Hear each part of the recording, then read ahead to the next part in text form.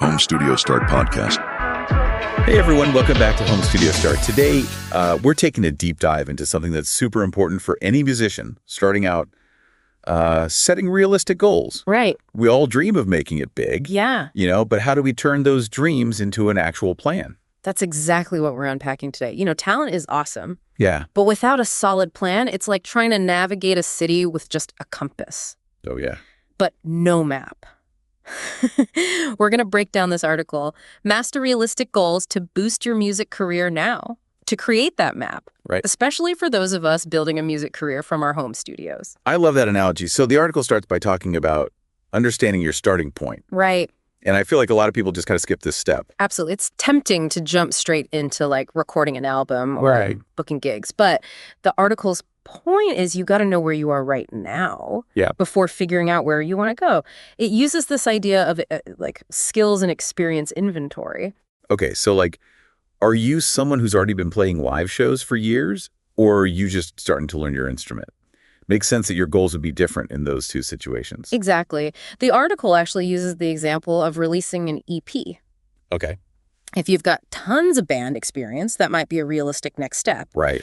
But if you're newer to music, maybe your goal should be nailing down a specific recording technique in your home studio first.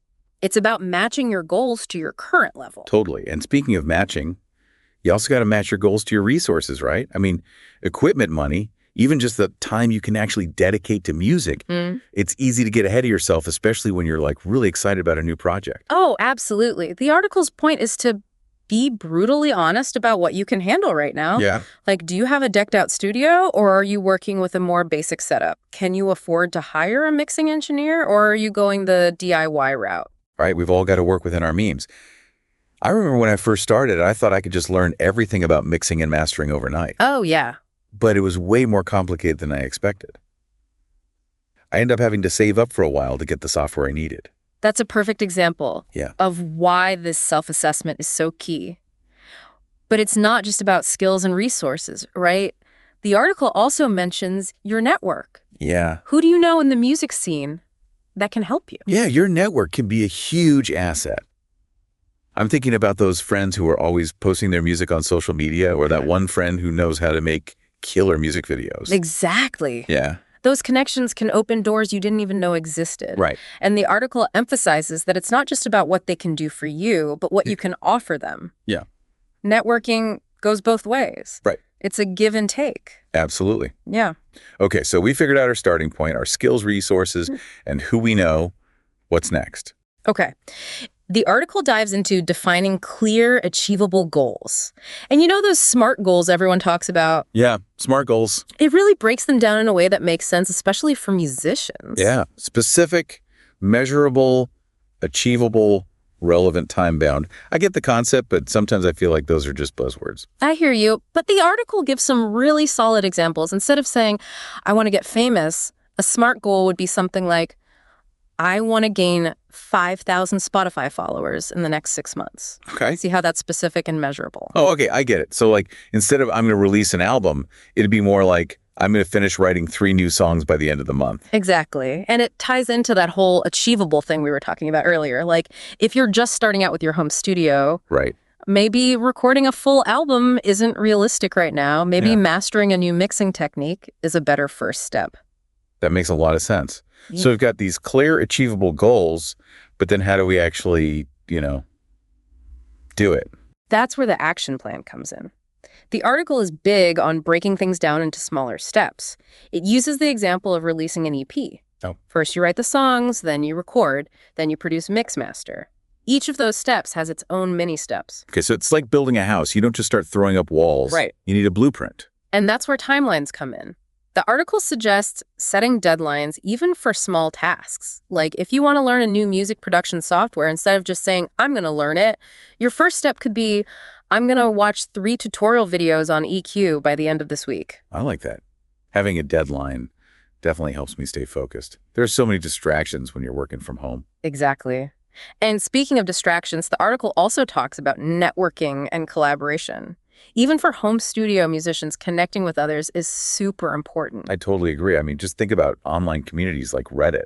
I've learned so much from other musicians online, especially when it comes to like home studio setups and mixing techniques. That's a great point. The article actually mentions Reddit's R Worth Music Makers Wow, cool. as a good resource. And it also talks about mentorship, Okay. like finding someone who's been there and done that. I feel like that could be huge, having someone to guide you and give you feedback. It's like having a shortcut to success in a way. I wish I had a mentor when I was starting out. I made a lot of mistakes that I could have avoided. I know what you mean. And, mentors don't have to be these big shot producers or anything. Yeah. It could be anyone who's a little further along in their music career than you are. Okay. Yeah. That makes me feel a lot better. I always thought mentorship was this super formal thing. Like you had to have some kind of official agreement. But if it can be more casual, like just reaching out to someone whose work you admire, that seems a lot less intimidating. Totally.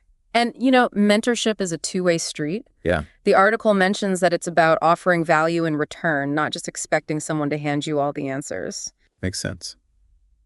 So we've talked about self-assessment, SMART goals, action plans, and the importance of community and mentorship. But I feel like there's still a piece missing.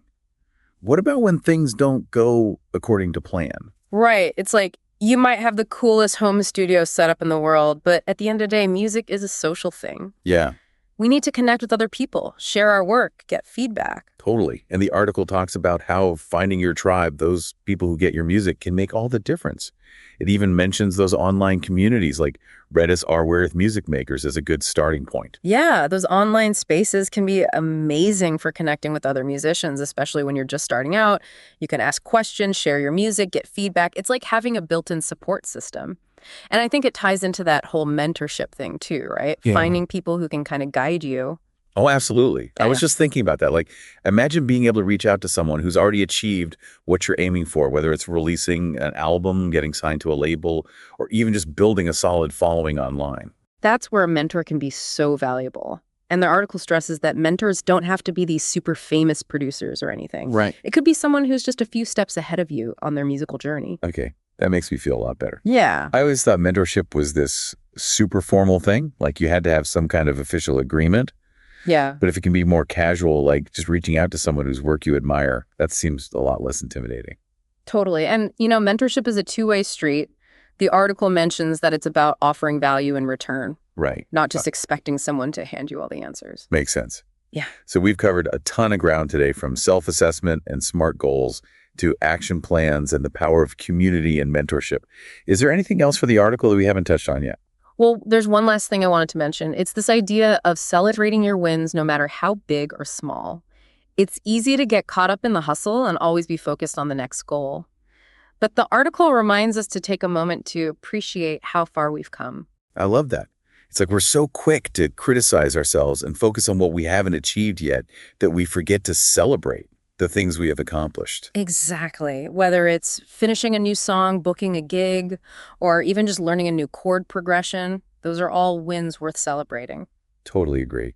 So as we wrap up this deep dive, I think the biggest takeaway for me is this: building a music career from your home studio is totally possible, but it takes a realistic plan and a supportive community to make it happen. Could have said it better myself. And remember, you don't have to do it alone. There are tons of resources and people out there who want to see you succeed. So true. And with that in mind, let's leave our listeners with a final thought. Think about your home studio ambitions. What's one specific goal you can set right now to take that next step? And what's the very first action you can take, even if it's something small, to make that goal a reality? Write it down, put it on your calendar, make it happen. Awesome advice. Thanks for joining us on the deep dive, everyone. We'll catch you next time on Home Studio Start.